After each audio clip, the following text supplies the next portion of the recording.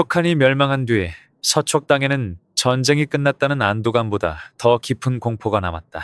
나라가 사라지자 수많은 공신과 명장, 그리고 그들의 가문 역시 역사의 뒤안길로 밀려났고 대부분은 비극적인 최후를 피하지 못했다. 삼국시대를 떠올리면 우리는 흔히 영웅들의 용맹과 충의를 기억하지만 정작 나라가 무너진 뒤 그 영웅들의 가족이 어떤 운명을 맞았는지는 잘 알려져 있지 않다. 그런데 촉한 멸망 이후의 역사를 자세히 들여다보면 유독 두 가문만은 전혀 다른 길을 걸었다는 사실이 눈에 띈다. 한쪽은 촉한을 상징하던 영웅 관우의 가문이다. 그는 생전 절대적인 명성과 위엄을 지녔지만 나라가 무너지자 그의 후손들은 거의 몰살당하며 흔적조차 남기지 못했다.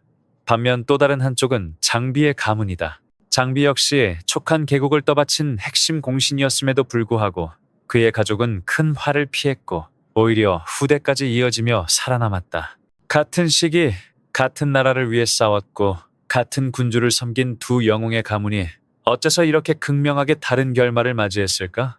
이것은 단순히 운이 좋고 나쁨의 문제가 아니다. 칼을 들고 싸운 전장의 용맹이 가문을 지켜주지도 충성과 공적이 후손의 안전을 보장해주지도 않았다. 이 이야기의 중심에는 전쟁이 끝난 뒤에야 비로소 모습을 드러내는 냉혹한 현실, 곧 정치적 계산과 혈연관계, 그리고 지워지지 않는 원한이 자리하고 있다. 촉한 멸망 이후 두 가문의 엇갈린 운명은 삼국지가 영웅의 서사인 동시에 한 시대의 잔혹한 정치 비극이었음을 여실히 보여준다.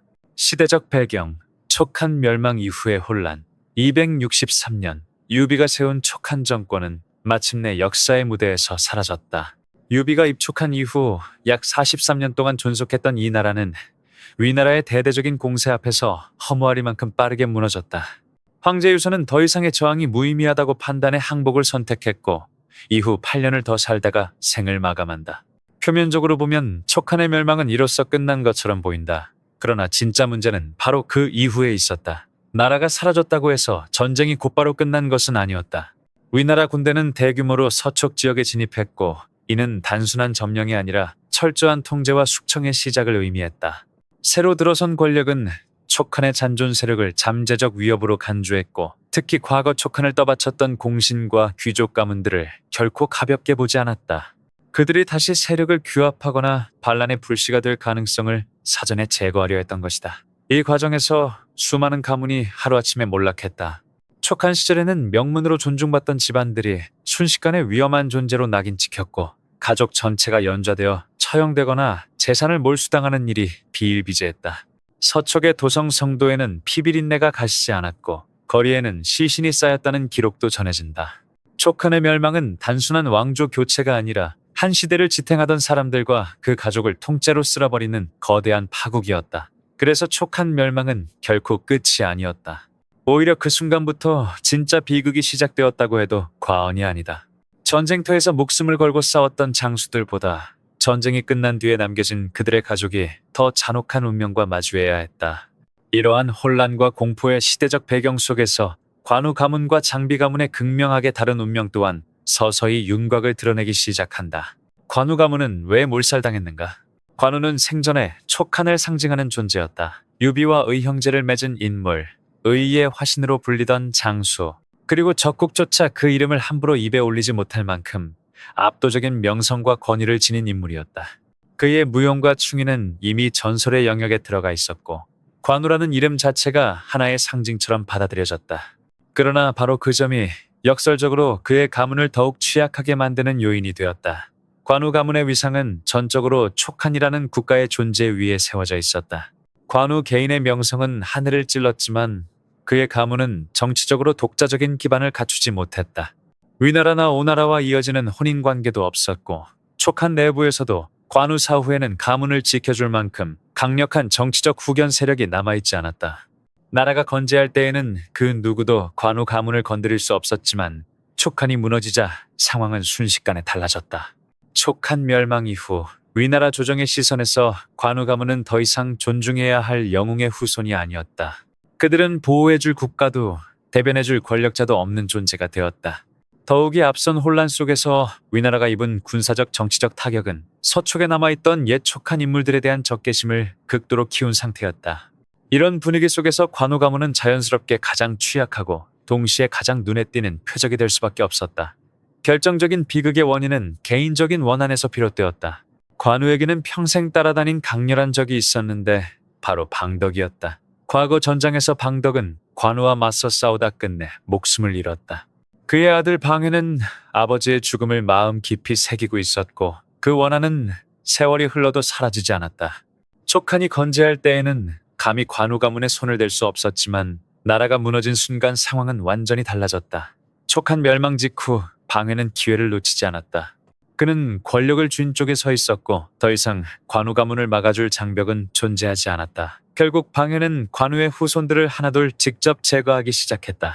이는 단순한 정치적 숙청이 아니라 아버지의 원수를 갚기 위한 노골적인 복수였다.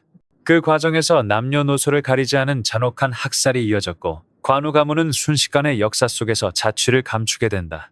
이렇게 관우의 혈통은 사실상 완전히 단절되었다.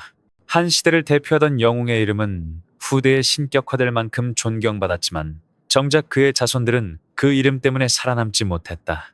국가가 사라진 순간 영웅의 명성은 가문을 지켜주는 방패가 되지 못했고 오히려 깊은 원한과 증오를 불러오는 표식이 되어버렸다. 관우 가문의 몰락은 삼국 역사에서 가장 비극적인 장면 중 하나로 남아있다. 이는 개인의 충성과 무공이 아무리 빛나더라도 정치적 기반과 인간관계가 뒷받침되지 않으면 후손을 지켜줄 수 없다는 냉혹한 현실을 보여준다. 촉한을 떠받쳤던 최고의 영웅 중 한 명이 나라가 무너진 뒤에는 자신의 가문조차 보호하지 못했다는 사실은 삼국지가 단순한 영웅담이 아니라 피로 쓰인 정치의 역사였음을 분명히 말해주고 있다. 장비 가문은 왜 살아남았는가? 관우 가문이 처참하게 무너진 것과 달리 장비의 가문은 촉한 멸망이라는 거대한 격변 속에서도 비교적 온전하게 살아남았다. 이 극적인 차이를 만든 결정적 요인은 전장에서의 무용이 아니라 장비가 생전에 맺어놓았던 혼인과 혈연 관계였다. 장비는 거칠고 호방한 무장으로 기억되지만 그의 가문을 둘러싼 기반은 생각보다 훨씬 치밀하고 정치적이었다. 장비의 아내는 하우씨 출신이었다. 하우씨는 위나라에서 가장 오래되고 강력한 명문 중 하나로 위나라 개국에 결정적인 공을 세운 가문이다. 특히 장비의 아내는 위나라의 핵심 장수이자 조조 휘하의 최고 명장 중 한 명이었던 하후연의 조카였다. 이는 단순한 혼인이 아니라 촉한의 핵심 장수 가문과 위나라 최고 명문 가문이 혈연으로 연결되었다는 뜻이었다. 촉한이 존재하던 시기에는 이 사실이 크게 부각되지 않았지만 나라가 무너진 뒤에는 이 관계가 장비 가문을 지키는 가장 강력한 방패가 되었다. 하우 가문은 위나라 조정에서 특별한 위치를 차지하고 있었다. 조조와 혈연으로 이어진 집안이었고 위나라의 군사 정치 전반에 걸쳐 막강한 영향력을 행사했다. 더 나아가 이후 실권을 장악하게 되는 사마시 가문과도 깊은 정치적 연결을 유지하고 있었다. 이런 상황에서 위나라 조정이 장비 가문을 무력으로 제거한다는 것은 단순히 한 촉한 장수의 후손을 처벌하는 문제가 아니었다. 이는 곧 하후 가문을 자극하고 나아가 위나라 내부의 정치적 균형을 흔드는 위험한 선택이 될 수 있었다. 따라서 위 조정의 입장에서는 장비 가문을 건드리는 것이 득보다 실이 훨씬 컸다. 촉한의 잔존 세력을 제거하는 것이 목적이었지 내부의 명문 가문들과 불필요한 갈등을 일으키는 것은 결코 바람직하지 않았다. 특히 촉한 멸망 직후는 등해와 종해의 사건으로 이미 조정이 크게 흔들린 상황이었기 때문에 또 다른 정치적 분란을 초래할 가능성은 더욱 피해야 했다. 이처럼 장비 가문은 정치적 계산 속에서 제거 대상이 아닌 관리 대상으로 분류되었다. 여기에 더해 장비 가문에는 또 하나의 보호막이 존재했다. 장비의 딸이 촉한의 황제 유선의 황후였다는 사실이다. 비록 촉한은 멸망했지만 황실과 혼인으로 맺어진 인척관계 자체가 완전히 사라진 것은 아니었다. 위나라 입장에서도 항복한 전 왕조의 황실 인척을 함부로 다루는 것은 정치적 부담이 컸다. 이는 촉한 유민들을 자극할 수 있었고 항복해도 결국 멸문당한다는 나쁜 선례를 남길 위험도 있었다. 이러한 이유로 장비의 후손들은 비교적 온건한 대우를 받았다. 장비의 아들 장소는 위나라의 수도 낙양에서 거주하는 것이 허락되었고 극단적인 탄압이나 숙청의 대상이 되지 않았다. 이후 그의 후손들 또한 조용히 명맥을 이어갈 수 있었으며 장비 가문은 완전히 역사에서 사라지지 않고 살아남게 된다. 장비 가문의 생존은 삼국시대의 또 다른 진실을 보여준다. 난세에서 가문을 지키는 것은 칼을 휘두르는 용맹이 아니라 누구와 혈연으로 연결되어 있는가, 어떤 정치적 그물망 안에 들어있는가 하는 문제였다. 관우 가문이 원한과 고립 속에서 무너졌다면 장비 가문은 혈연과 정치적 계산 속에서 보호받았다. 이 대비는 삼국지가 영웅의 이야기이기 이전에 냉정한 권력과 인간관계의 역사였음을 다시 한번 일깨워준다. 관우와 장비는 유비와 함께 의형제를 맺고 촉한을 세운 핵심 인물들이었다. 두 사람 모두 나라의 존망이 걸린 전장에서 앞장섰고 공적과 위상만 놓고 본다면 큰 차이를 찾기 어려울 정도였다. 한 사람은 의의의 상징으로, 다른 한 사람은 거칠지만 누구보다 충직한 맹장으로 기억된다. 그러나 촉한이 멸망한 뒤 이 두 영웅의 가문이 맞이한 운명은 믿기 어려울 만큼 극명하게 갈라졌다. 이 차이는 개인의 무공이나 충성심에서 비롯된 것이 아니었다. 관우가 장비보다 덜 용맹했기 때문도 아니고 장비가 더 큰 공을 세웠기 때문도 아니었다. 나라가 사라진 순간 전장에서 쌓아올린 명성과 공적은 더 이상 가문을 지켜주는 힘이 되지 못했다. 그 자리를 대신한 것은 훨씬 냉혹한 요소들이었다. 정치적 기반이 있는가, 새로운 권력과 어떤 관계를 맺고 있는가, 그리고 과거에 쌓인 원한이 누구에게 향해 있는가 하는 문제였다. 관우 가문은 촉한이라는 국가의 모든 것을 의지한 채 홀로 남겨졌고 깊은 개인적 원한 앞에서 보호막을 잃은 채 무너졌다.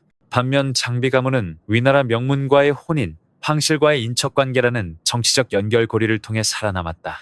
두 가문의 엇갈린 결말은 난세에서 가문의 생존을 결정짓는 것이 영웅의 이름이 아니라 권력의 구조와 인간관계라는 사실을 분명히 보여준다. 그래서 삼국지는 단순한 영웅담이 아니다. 그것은 한 시대를 빛낸 인물들의 이야기이면서 동시에 그 뒤에 남겨진 가족과 후손들이 감당해야 했던 비극의 기록이다. 전쟁은 장수들의 죽음으로 끝나지만 정치의 파장은 그보다 훨씬 오래 지속된다. 한 나라의 멸망은 곧 전쟁의 끝이 아니라 수많은 가문의 운명을 완전히 바꾸어 놓는 새로운 시작이었다. 관우와 장비의 가문이 보여준 극단적인 대비는 삼국시대가 왜 오늘날까지도 비극적이고도 현실적인 역사로 읽히는지를 묵묵히 증명하고 있다.